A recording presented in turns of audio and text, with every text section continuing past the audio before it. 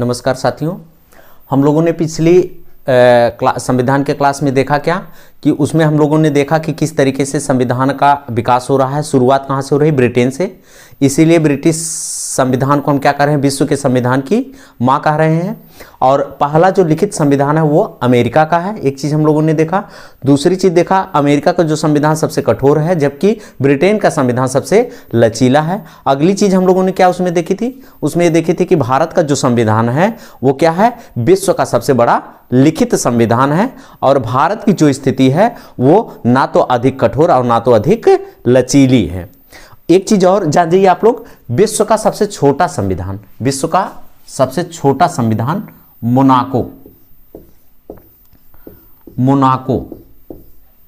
Monaco का जो संविधान है, मोनाको देश का जो संविधान है, ये क्या है?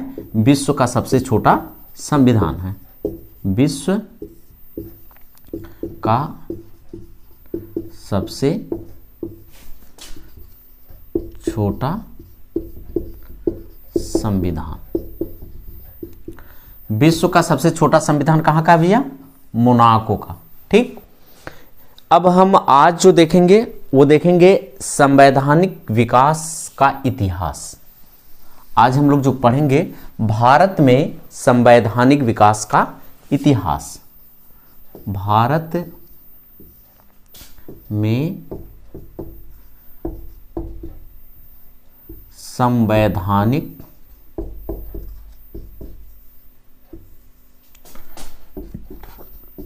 विकास, इसी का क्या देखेंगे? भारत में संवैधानिक जो विकास हो रहा है इसी के इतिहास के बारे में हम लोग जानेंगे। किस तरीके से भारत में संविधान का विकास हो रहा है। सर्वप्रथम तो हम ये देखें कि जो भारत में संविधान का विकास हो रहा है वो हो कहां से रहा है? पहली बार 31 दिसंबर सन 1600 ईस्वी में, 1600 ईस्वी में ईस्ट इंडिया कंपनी आती है। ईस्ट इंडिया कंपनी की स्थापना होती है। इसमें जो ब्रिटेन में जो सम्राट महारानी थी वो कौन थी? एलिजाबेथ।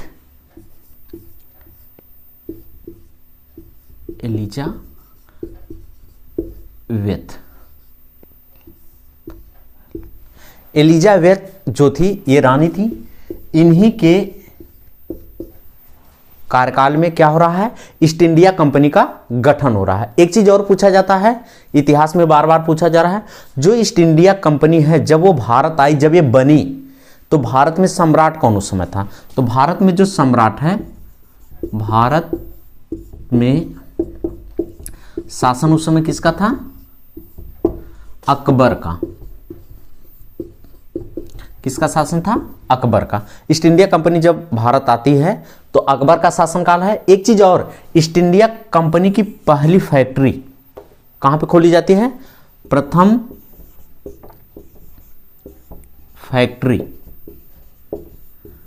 फैक्ट्री जो बनती है वो कहां पे बनती है?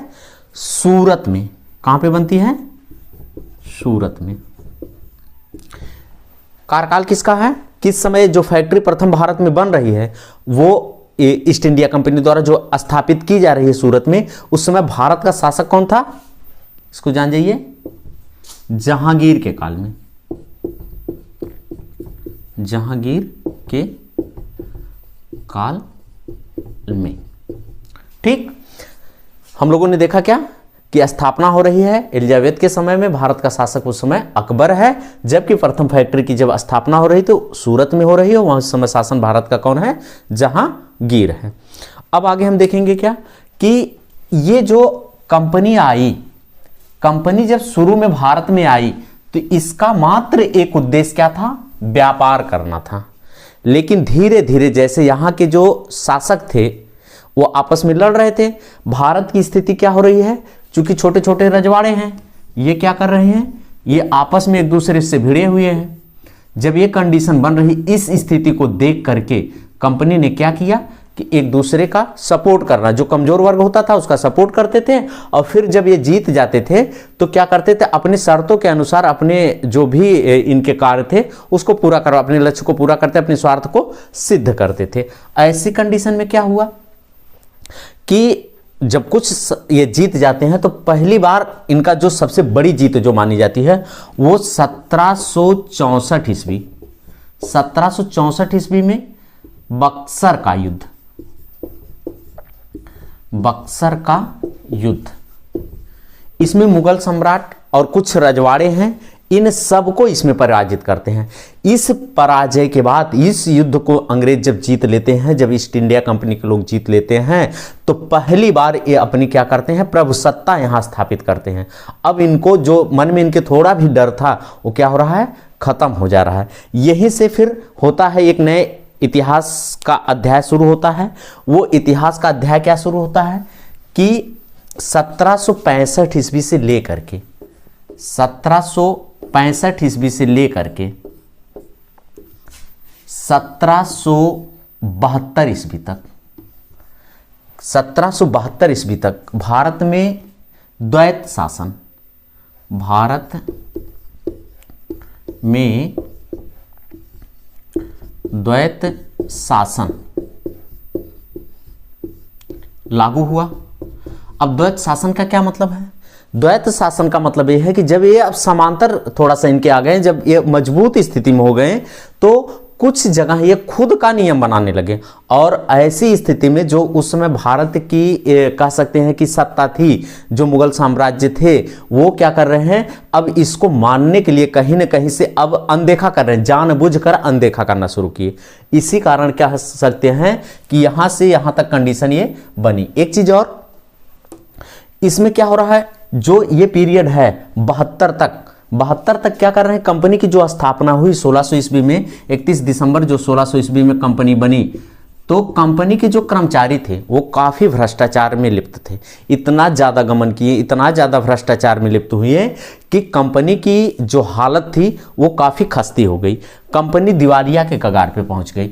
अब जो कंपनी के डायरेक्टर थे, जो कंपनी चला रहे थे, उन्होंने क्या किया कि कंपनी को बंद करने का निर्णय लिया। जब कंपनी को बंद करने का निर्णय लिया तो ब्रिटिश गवर्नमेंट, जो ब्रिटिश गवर्नमेंट थी, वो नहीं चाहती थी कि यहां से क्या हो कि ये कंपनी हटे, कंपनी बंद हो।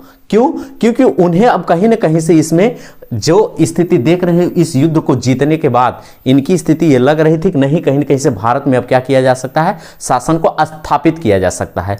इसी को लेकर के पहली बार ब्रिटिश गवर्नमेंट क्या कर रही है, कंपनी पे शासन करने के लिए एक क्या कर रही है, अधिनियम ला रही है, जिसे हम क्या कहते हैं, 1773 का रेगुलेटिंग एक्ट कहते हैं। एक चीज और, 1773 का रेगुलेटिंग एक्ट जो आ रहा है, इस रेगुलेटिंग एक्ट के पहले हम देखेंगे क्या कि जो भी नियम कानून इस समय बन रहे हैं वो सीधे जनता पे शासन करने के लिए नहीं बन रहे हैं, बल्कि क्या कर रही है, जो ब्रिटिश गवर्नमेंट है, ब्रिटिश गवर्नमेंट क्या कर रही है, ब्रिटिश सरकार क्या कर रही है, ये जो कानून बना रही है वो कानून किस पे, कंपनी के लिए बना रही है, कंपनी के लिए। कंपनी, और कंपनी क्या कर रही है, भारत की जनता के लिए कानून बना रही है। ये जो कानून है,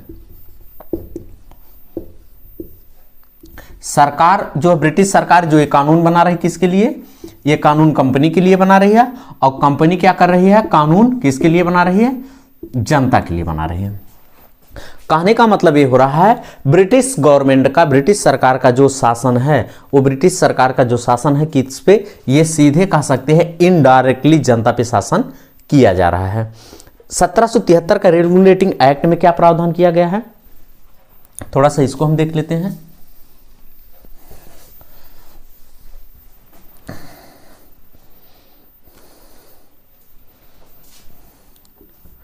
1773 का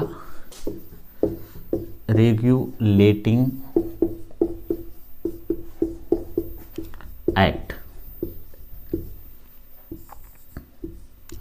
1773 के रेगुलेटिंग एक्ट में पहली बार क्या किया जा रहा है, इसमें court of director, court of director, court of director का गठन किया जा रहा है पहली बार किस अधिनियम के तहत? 1773 के रेगुलेटिंग एक्ट के तहत। और क्या किया जा रहा है?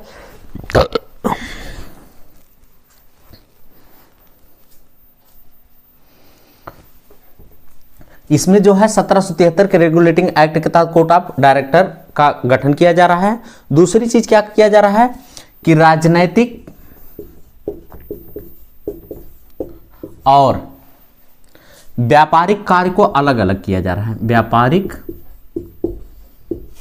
कार्य को अलग किया गया। एक चीज ये किया गया। इसी समय क्या हो रहा है, एक चीज और, कि पहली बार भारत में सुप्रीम कोर्ट की स्थापना की गई। कब की जा रही है? 1773 के रेगुलेटिंग एक्ट के तहत 1774 ईस्वी में क्या किया जा रहा है? सुप्रीम कोर्ट की स्थापना की जा रही है। सुप्रीम कोर्ट की स्थापना की जा रही है। भारत में पहली बार क्या हो रहा है? सुप्रीम कोर्ट की स्थापना की जा रही है। ये जो सुप्रीम कोर्ट है, सुप्रीम कोर्ट में एक चीज और, ये इसके मुख्य न्यायाधीश कौन होते हैं? Sir John Impey.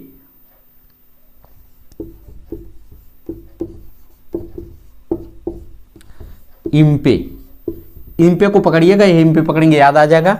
ये क्या है? मुख्य न्यायाधीश।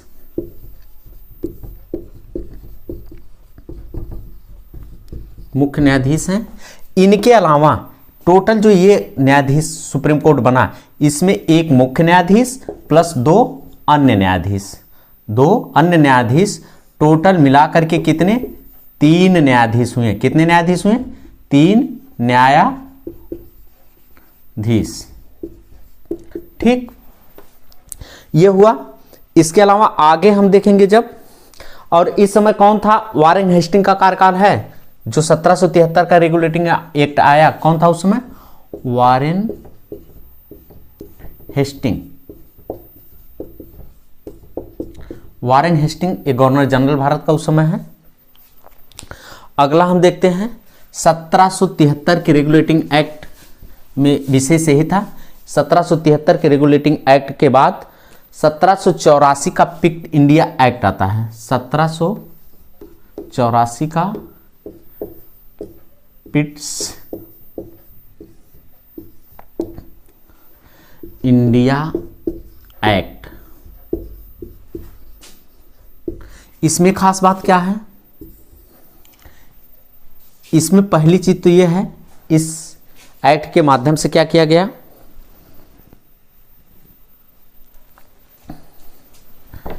जो ये हम लोगों ने व्यापारिक अधिकार देखा, पहली बात इसमें तय किया गया कि व्यापारिक एकाधिकार समाप्त, एकाधिकार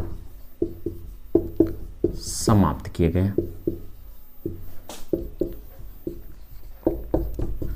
एक चीज किया गया इस एक्ट के द्वारा, 1784 के पिक्ट इंडिया एक्ट के द्वारा क्या किया गया? कंपनी के व्यापारिक एकाधिकार को समाप्त किया गया। कंपनी के व्यापारिक एकाधिकार को समाप्त किया गया। दूसरी चीज क्या किया गया? कंपनी के व्यापारिक एकाधिकार को समाप्त किया गया, लेकिन ध्यान रखिएगा, चाय और चीन, बहुत लोग चाय और चीन इसको चीनी समझ लेते हैं, तो कंफ्यूज मत हो जाइएगा। ये चीन देश की बात की जा रही है, चाय है, चाय और चीन, ना कि चीनी। चाय और चीन के साथ अभी भी व्यापारिक एकाधिकार है। ये जो चाय और चीन के साथ व्यापारिक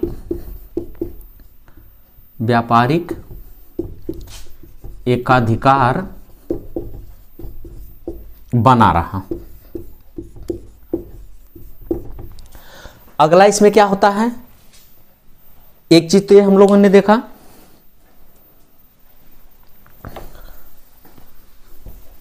इस 1784 क्विट इंडिया एक्ट के तहत पहली चीज, एक चीज और इसमें की गई, प्राथमिक शिक्षा पर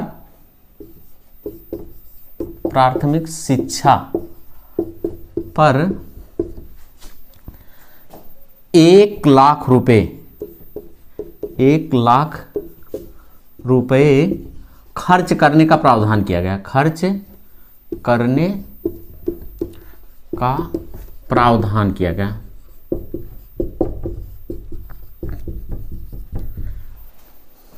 इसमें और क्या होता है, इस क्विट इंडिया एक्ट में पहली चीज इसी के तहत क्या हो रहा है, ईसाई मिशनरियों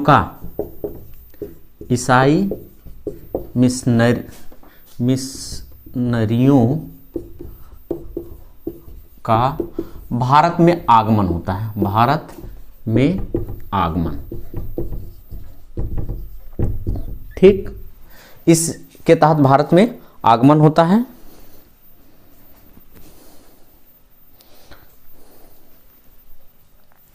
एक चीज और इसी में किया गया, इसमें और क्या किया गया, इंग्लैंड के जो लोग हैं उन्हें लाइसेंस, भारत में व्यापार करने के लिए लाइसेंस दे दिया गया। ब्रिटेन के लोगों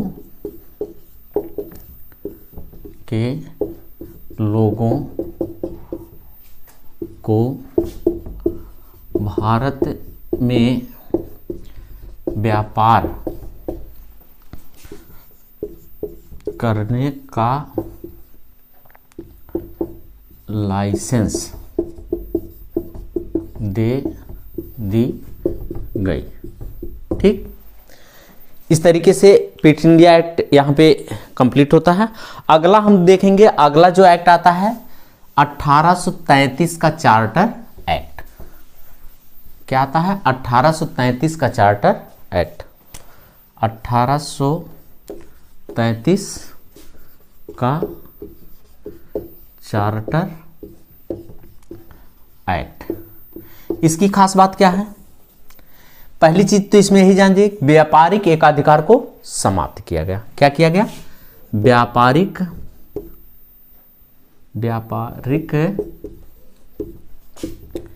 एकाधिकार को पूर्ण रूप से समाप्त किया गया। व्यापारिक एकाधिकार को पूर्ण रूप से समाप्त करने का क्या तात्पर्य है कि जो चाय और चीन के साथ अभी तक इन लोगों का एकाधिकार बना हुआ था, पिछले हम लोगों ने देखा चाय और चीन के साथ इनका भी, चाय और चीन के साथ जो है जो व्यापारिक एकाधिकार था उसे भी क्या कर दिया गया, इसमें समाप्त कर दिया गया। इसके अलावा बंगाल का जो गवर्नर जनरल है उसे संपूर्ण भारत का गवर्नर जनरल बना दिया गया। क्या किया गया, बंगाल के गवर्नर जनरल को संपूर्ण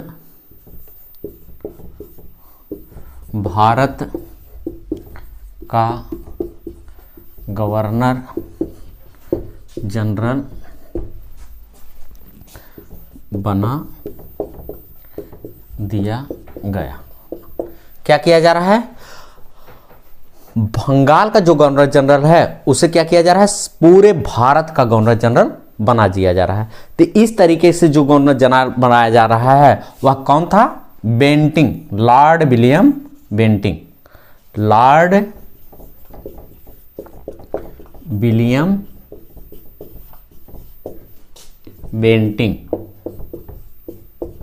समझ रहे हैं, ये क्वेश्चन बन भी सकता है कि भारत का प्रथम governor general Lord William Bentinck, Bharat का प्रथम governor general Lord William Bentinck. एक चीज और यहीं से आता है, ये जब यहां तो ये देख लिए तो एक चीज जान जाइए कि भारत का अंतिम गवर्नर जनरल, जब पहला आप जान गए भारत का प्रथम governor general Lord William Bentinck हो रहा है, तो भारत का अंतिम गवर्नर जनरल कौन है, कैनिंग, लॉर्ड कैनिंग। कौन हो रहा है? Lord Canning. लॉर्ड कैनिंग क्या है? ये भारत का अंतिम, क्या अंतिम? गवर्नर जनरल बन रहा है, गवर्नर जनरल। एक चीज और यहीं से बनता है, ये भारत का अंतिम गवर्नर जनरल है, इसके अलावा भारत का प्रथम वायसराय भी है। क्या है? भारत का अंतिम गवर्नर, चूंकि गवर्नर जनरल पद को समाप्त कर दिया जा रहा है, यहीं पे क्या किया जा रहा है? इसी कार्यकाल में गवर्नर जनरल पद को समाप्त किया जा रहा है, तो भारत का अंतिम गवर्नर जनरल हो रहा है। लेकिन इसी के बाद गवर्नर जनरल पद के स्थान पे वायसराय के पद का सृजन किया जा रहा है। तो ये क्या हो गया? इसी कारण ये क्या हो रहा है? भारत का प्रथम वायसराय बना, भारत का प्रथम वायसराय बना। आगे हम लोग इसमें देखेंगे क्या, इसी चार्टर एक्ट में एक चीज और किया गया। क्या किया गया? कंपनी को 20 वर्ष भारत में रहने का लाइसेंस दे दिया गया। क्या किया जा रहा है? कंपनी को 20 वर्ष और भारत में व्यापार करने की अनुमति, या इसे को हम कह देंगे लाइसेंस,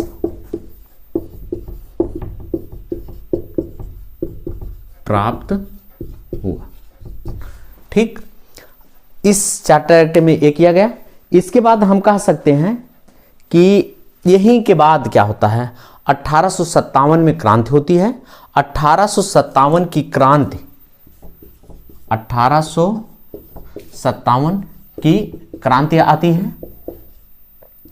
इसी क्रांति से क्या रहा? कंपनी के शासन का अंत कर दिया जाता है और क्या किया जा रहा है कि भारत पर सीधे ब्रिटिश सम्राट का जो है आधिपत्य होता है, शासन होता है। इसको हम अगली क्लास में देखेंगे, यहीं तक फिर रहने देते हैं।